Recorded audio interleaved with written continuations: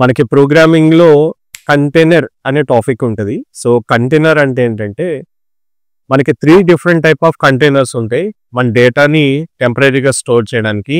అవి variables, arrays, objects. Variable అనేది ఒక సింగిల్ వాల్యూని మనం అసైన్ చేయొచ్చు. అది కూడా ర్యామ్లో మనం టెంపరీగా స్టోర్ చేయొచ్చు. At the time of run టైంలో ఆ వాల్యూస్ మనం చేంజ్ చేయొచ్చు.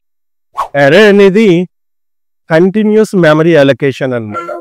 దీంట్లో same data type multiple values మనం అసైన్ చేయొచ్చు. సో ఇక్కడ చూడండి, మల్టిపుల్ బ్లాక్స్ ఇవి 10, 40, 30, 50, 60 అన్నీ కూడా ఇంటీజర్ టైప్.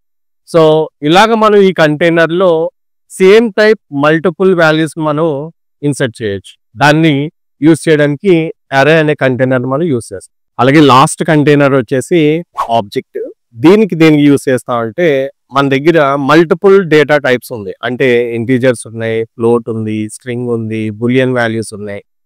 ఇవన్నీ మనం రిప్రజెంట్ చేయడానికి ఆబ్జెక్ట్ అనే కంటైనర్ మనం యూజ్ చేయాలి.